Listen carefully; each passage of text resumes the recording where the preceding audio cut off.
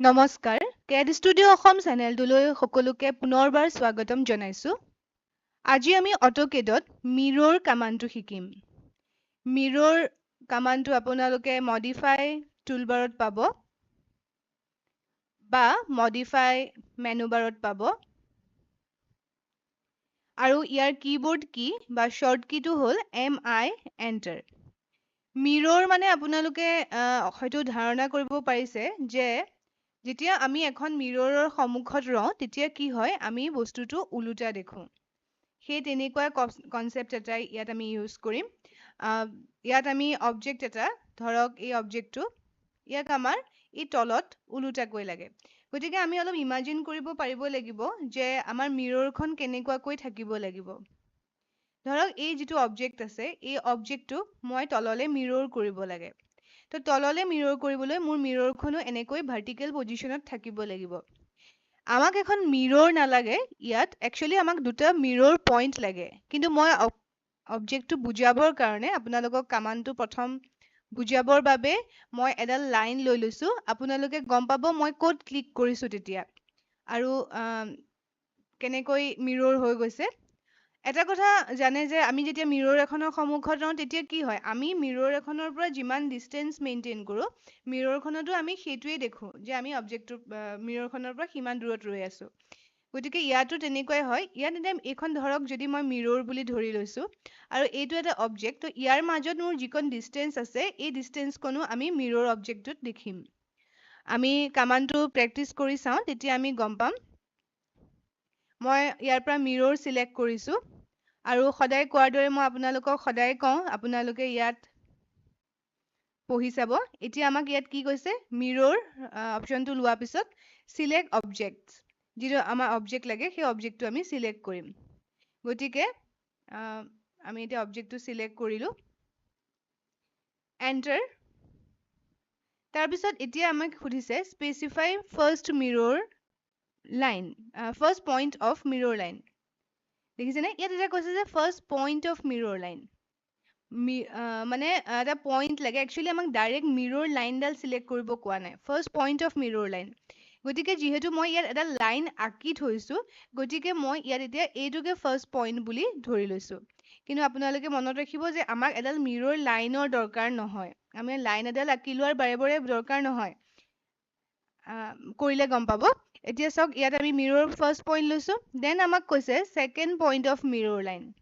গতিকে আমি এতিয়া ছেকেণ্ড পইণ্টটো লৈছোঁ ইয়াত আমি এই লাইনডালৰ মূৰত এইটো পইণ্ট লৈছোঁ।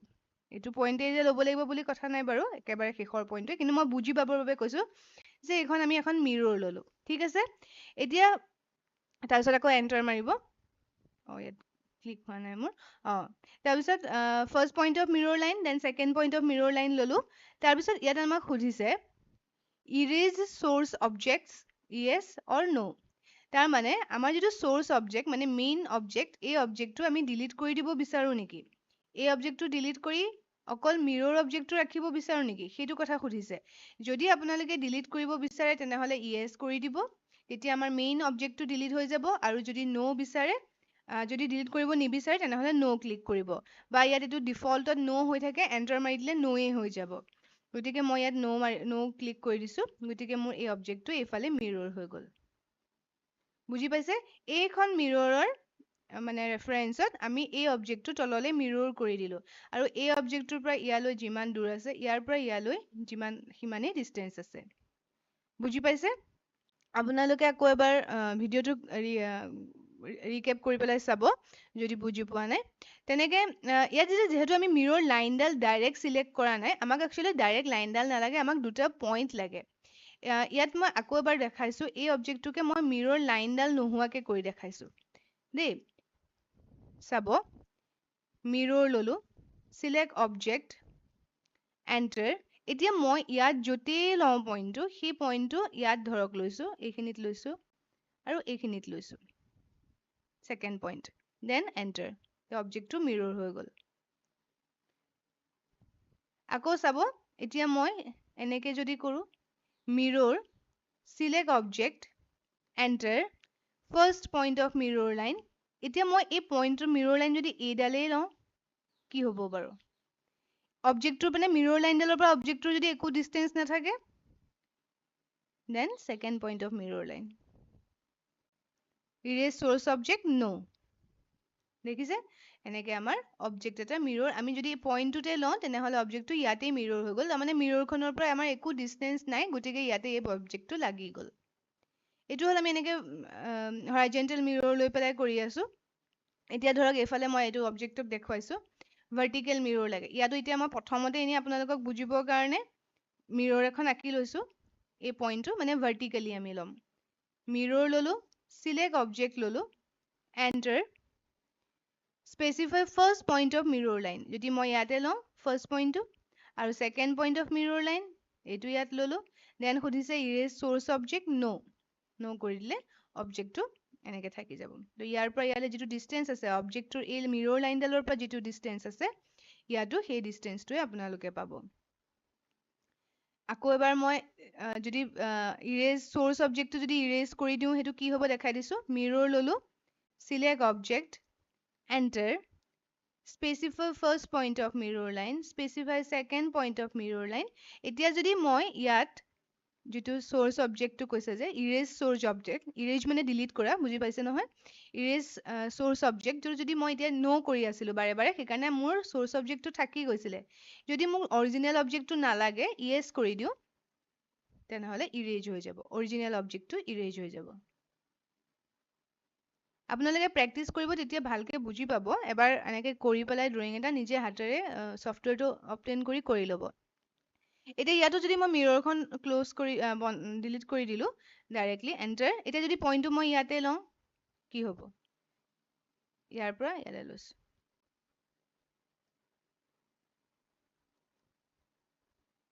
বুজি পাইছে তেনেকে আপোনালোকে এটা উলুটা অবজেক্ট আপোনালোকে মিৰৰ অবজেক্ট এটা আঁকিব পাৰে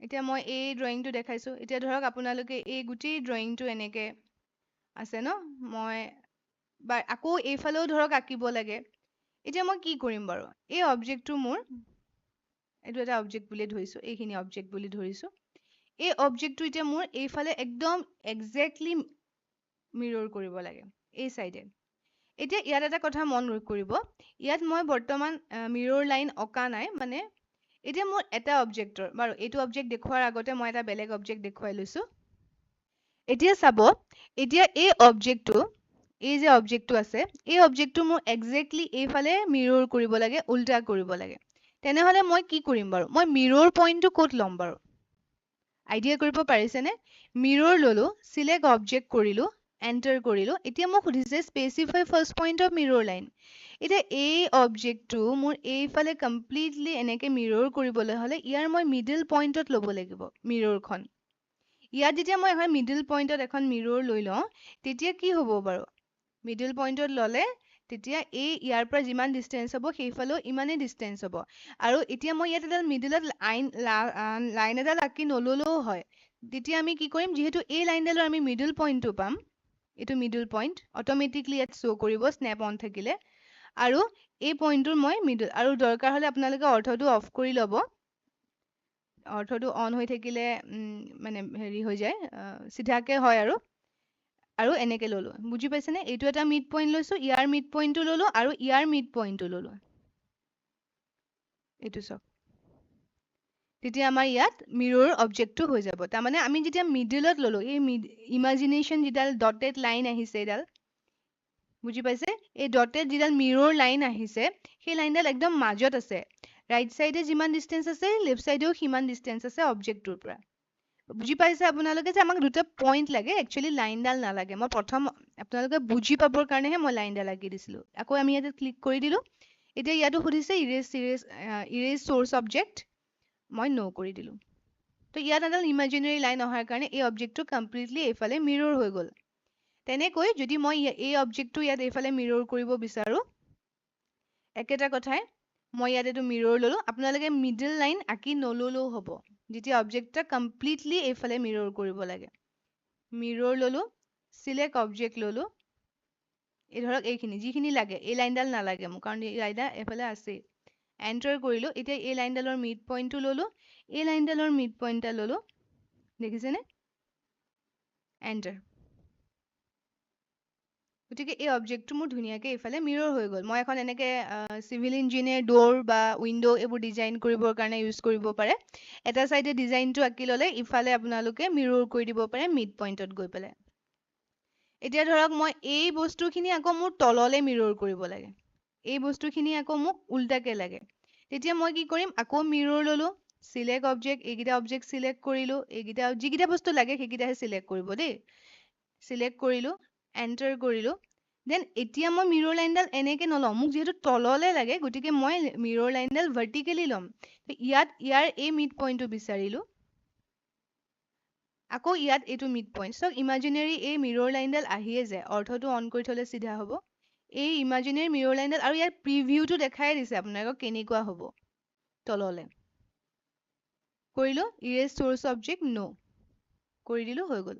এতিয়া আপোনালোকক যিখিনি নালাগে আপোনালোকে ট্ৰিম কৰি দিব। মই ট্ৰিম কৰিবলৈ দেখাই থৈছোঁ, আগৰ ভিডিঅ'বোৰ চাব। বুজি পাইছে? এনেকৈ আপোনালোকে ডোৰ, উইণ্ডো এইবোৰ চিভিল ইঞ্জিনিয়াৰে ডিজাইন কৰিব পাৰে। যিখিনি লাগে আঁকি ল'লে, তাৰপিছত ট্ৰিম কৰি দিলোঁ, বা এনেকৈ মিৰৰ অপশ্যনটো দি আমি বহুত সহজতে কৰি ল'ব পাৰোঁ। লাষ্ট ভিডিঅ'ত মই আপোনালোকক কপি আৰু মুভো দেখুৱাইছিলোঁ। কপি মুভটোত আপোনালোকে ওলোটাটো নাপাব, কপিত অকল একজেক্ট বস্তুটোহে পাব, কিন্তু মিৰৰত আপোনালোকে ওলোটা অবজেক্টটো পাব। আশা কৰোঁ বুজি পাইছে। যদি কিবা বুজি পোৱা নাই মোক কণ্টেক্ট কৰিব, আৰু যদি অফলাইনত কিবা কোচিং কৰিব বিচাৰে, কোচিং নহয় মানে অফলাইনত যদি আপোনালোকে শিকিব বিচাৰে ছফ্টৱেৰটো, বেছি ড্ৰয়িং প্ৰেক্টিচ কৰিব বিচাৰে, তেনেহ'লে মোক লগত কণ্টেক্ট কৰিব পাৰে। ধন্যবাদ।